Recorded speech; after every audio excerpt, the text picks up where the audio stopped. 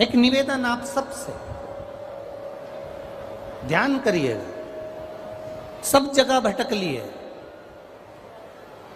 सारी दुनिया में जाकर बोलिया है, जगह जगह जाकर प्रार्थना कर ली, निवेदन कर लिया, तो भी तुम्हारा अगर कोई काम ना बने तब एक काम जरूर करना, एक बेलपत्र, एक शमी पत्र, एक कनेर का फूल देवाधिदेव महादेव को प्रत्येक प्रदोष के दिन शिवजी को जल चढ़ाकर समर्पित करना प्रारंभ कर दो। 2 या 3 प्रदोष निकलेगी, मेरा देवाधिदेव महादेव तुम्हारी झोली खुशियों से भर दे निश्चित। एक बेलपत्र, एक शमी पत्र और एक कनेर का पुष्प भगवान शिव को प्रदोष की प्रदोष बाबा देवाधिदेव महादेव को जल चढ़ाकर देना प्रारंभ।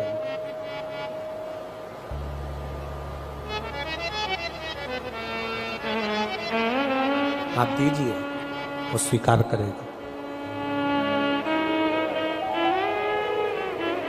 विषम स्थिति में, विषम परिस्थिति में आपने सब दूर भटक लिए, सारी ऐसी कोई जगह नहीं जहां तुम नहीं गए। पत्रिका भी दिखाई, वास्तु भी कराया, सारा दुनिया का काम कराया, उसके बाद भी सुख की अनुभूति नहीं। तब देवाधिदेव महादेव की शरणागति पकड़ी।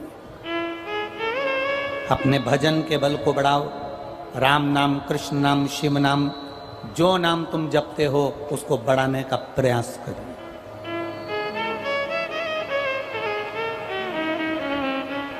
उस भजन के बल को बढ़ाने का प्रयास करिए। चंद्रदेव, अब तुम शिव के पास जाओ। चंद्रदेव भगवान शंकर के धाम कैलाश पर पहुंच गए, जहां पर भगवान शिव तो तप साधना में लीन थे। चंद्रदेव को मेरे भोलेनाथ जी ने देखा भी नहीं, क्योंकि वो अपनी तप साधना में लगे थे, भजन में लगे थे, अपनी तप साधना में लीन थे, ध्यान नहीं दिया। अब एक बात ध्यान रखेंगे, शिव जी का पशुपति व्रत करा, सोमवार का व्रत करा, प्रदोष का व्रत करा, सावन के सोमवार करे, उसके बाद भी भोलेनाथ जी नहीं सुने, तो ये मत सोचना कि मैं भोलेनाथ जी का पशुपति व्रत नहीं करूंगी, अब मैं सावन के व्रत नहीं करूंगी, अब मैं भगवान की पूजन नहीं करूंगी, अब मैं शंकर जी के मंदिर में जाकर 1 लोटा जल नहीं चढ़ाऊंगी।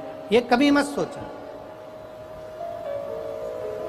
बल्कि ये सोचना कि मैंने जो आराधना करी, मैंने जो पूजन करी, मैंने जो व्रत करा, मैंने जो तप साधना करी, हो सकता है उसमें कोई कमी रह गई हो, इसलिए दूसरी बार करूंगी, तब मेरा महादेव मेरी मनोरथ पूर्ण जरूर करेगा। ये निश्चितता के साथ, एक प्रबल विश्वास के साथ, एक प्रबल भरोसे के साथ, एक प्रबल दृढ़ता के साथ मेरे को करना है।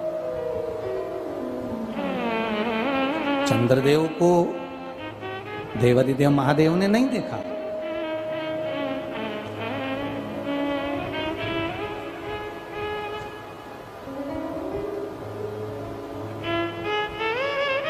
शिवजी ने चंद्रदेव को नहीं देखा, क्योंकि वो तो तप साधना में लगे हुए हैं।